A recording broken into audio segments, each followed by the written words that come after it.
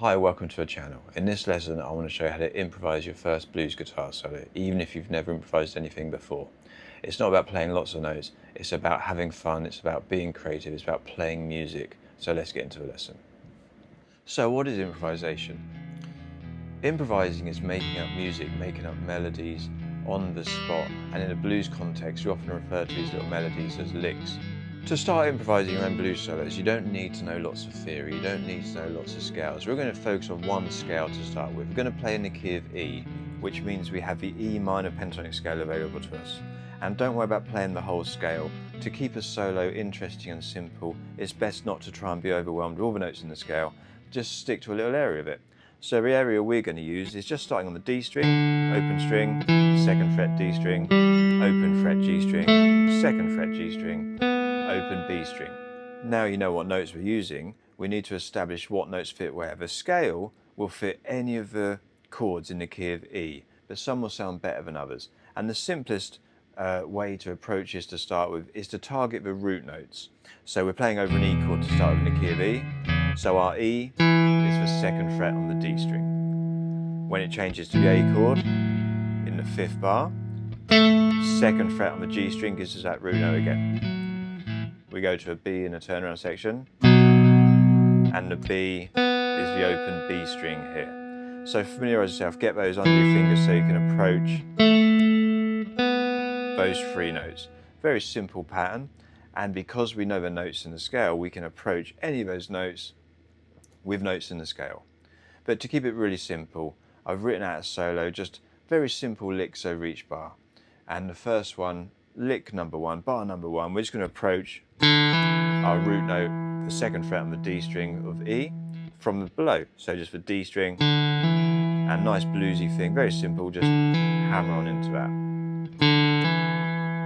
And that's our 2nd bar as well. We're just going to repeat it. That's a very common blues thing.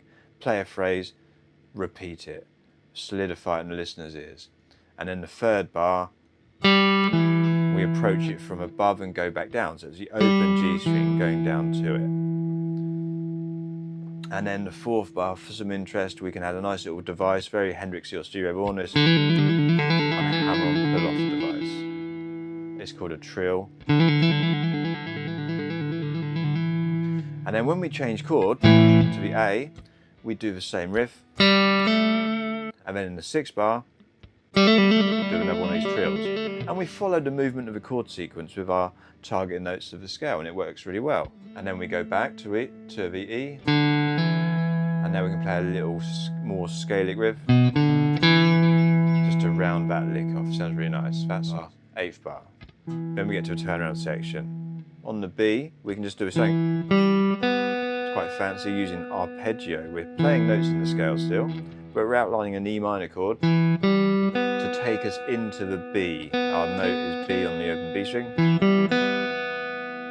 And then we can walk that down back to the A. There's only 1 bar of B, back to A. And then we're back to the E. Another open string, 2nd fret. And then the last one, we're going to just shift our last note, which was an open string, the B, to the 4th fret on the G string. If you're enjoying the lesson so far, please consider giving me a like and subscribe. It helps the channel be found by other beginners like yourself. Hammer on, slide up. Same notes as if we went and play the open string. So that's lick by lick. But these are very simple devices that can be altered ever so slightly rhythmically to create different and interesting licks. If you listen to blues guitarists, whether it's Jimi Hendrix, Stevie Ray Vaughan, B.B. King, there's a kind of common language, and that's what makes the blues interesting. It's a language you have to learn, just like learning French or Spanish or Japanese. You would start with a few words, maybe new alphabet if it's Japanese.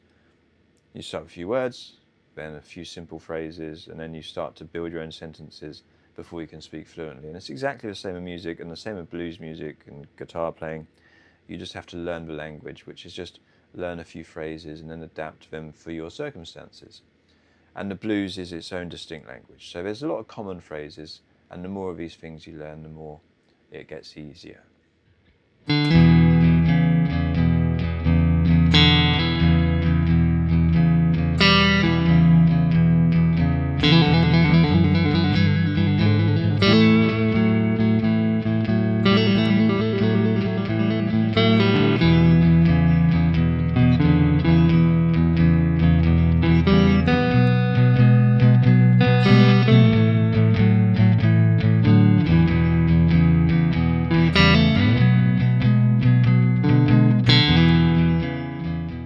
And you can experiment by taking this simple device. We're following the root notes of the chords, but we're adding a few little scale notes around them to give it some interest. And it's the rhythmical stuff. That's where you can start to improvise, to change the rhythms and add a few different approach notes. But it's a very simple device, lots of space. We're not trying to fill every gap. We're not trying to play widdly showing off stuff all the time. It's just very simple devices. So if you've enjoyed the lesson, please give me a like, subscribe, thumbs up. You can buy me a coffee in the link below, and I'll see you again next time.